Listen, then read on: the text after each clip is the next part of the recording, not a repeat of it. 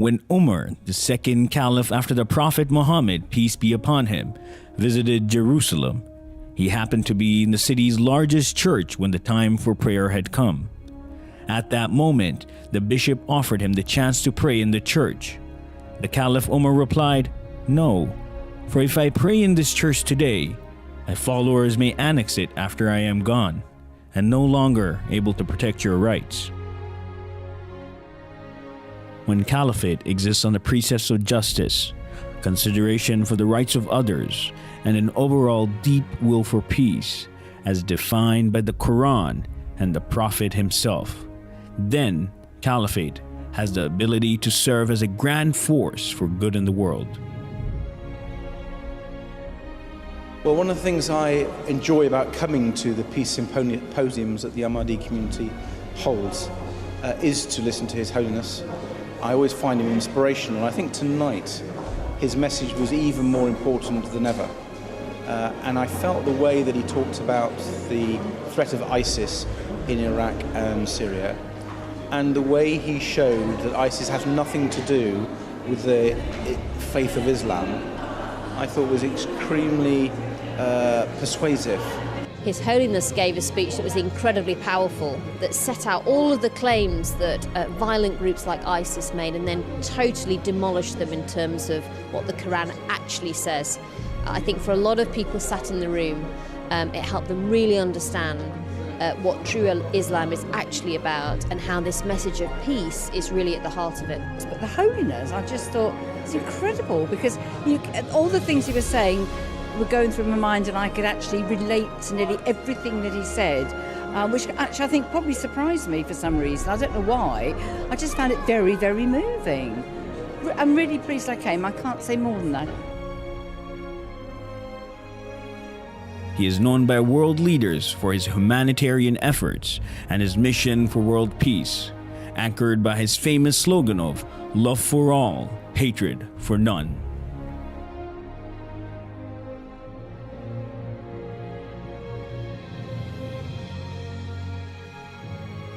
He has traveled extensively to spread the message of peace and to remind everyone to respect the rights of other human beings.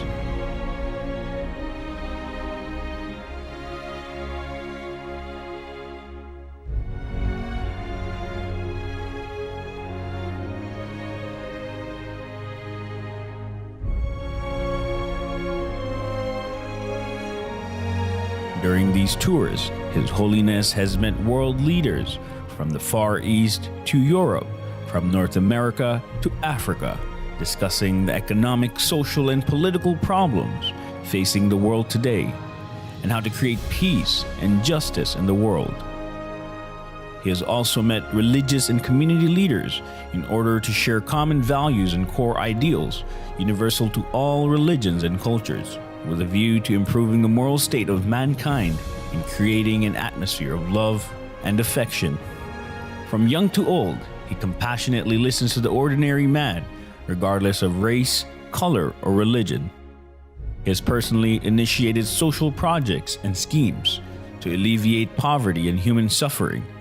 His concern is not just about the well-being and moral state of the members of the Ahmadiyya community, but of the great human suffering of mankind at large.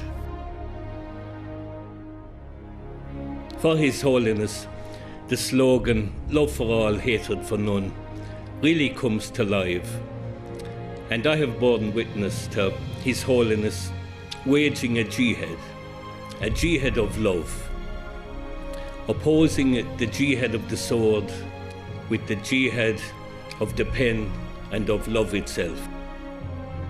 And it is an honor to welcome you, Your Holiness. Your leadership has made you a figure of global prominence, and you have become a guide for millions of Muslims worldwide. Your Holiness, it is undoubtedly a reflection of the blessing that you bring to this capital. I want to express gratitude for the privilege of appearing here in front of Your Holiness and this assemblage. We're really honored you're here. I was saying earlier that you brought the House and the Senate together. We should have you here more often, and we're grateful. I would like to pay an additional tribute to the work being done by Ahmadis in raising standards in Africa and particularly in education.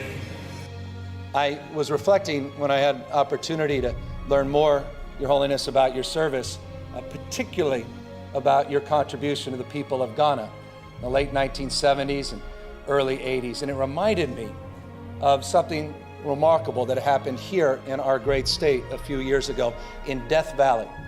You may even recall this. In the winter of 2004, there were 7 inches of rain that fell on Death Valley. A few months later, the spring of 2005, the entire valley was carpeted with flowers.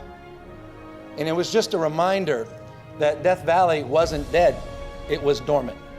It was waiting for the seeds of possibility to be sown.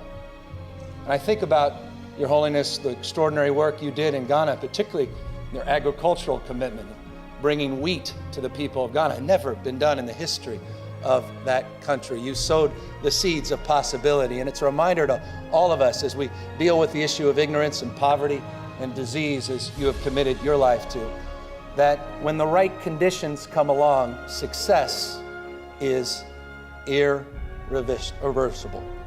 It's inevitable. Success simply will find its way. For all the events you go to, you will seldom see the golden key presented. Today you will see the golden key presented to you, Your Holiness. I've seen 4 keys to the city given out in my 12 years as a city council member, and this is a very special honor indeed that is reserved for the most special of visitors. This hand shook the hand of His Holiness. I was just thrilled. Today, this man, Mirza Masroor Ahmad, worldwide head of the Ahmadiyya Muslim community, is the Caliph of Islam.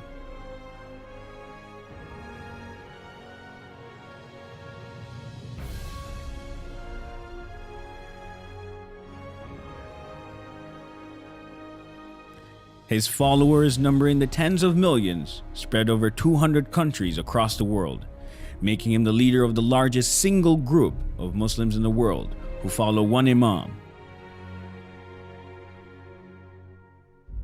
The Caliph, who has spoken at Capitol Hill, the British Parliament, the European Parliament, and has held court with dozens of world leaders, is celebrated as a champion of peace by leaders across the world.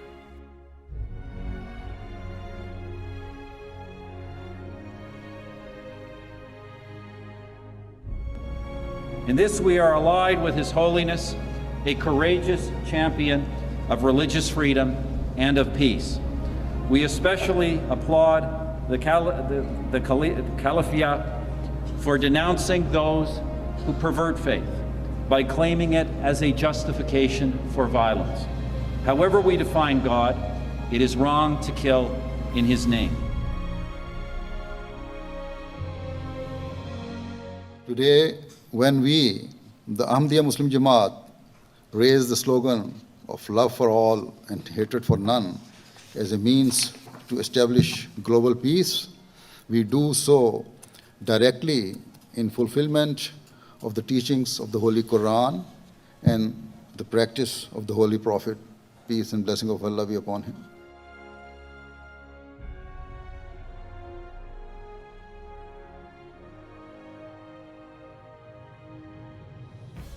I will, God willing, always continue to carry out my task and my responsibilities of promoting peace, tolerance, justice, and compassion to the corners of the world.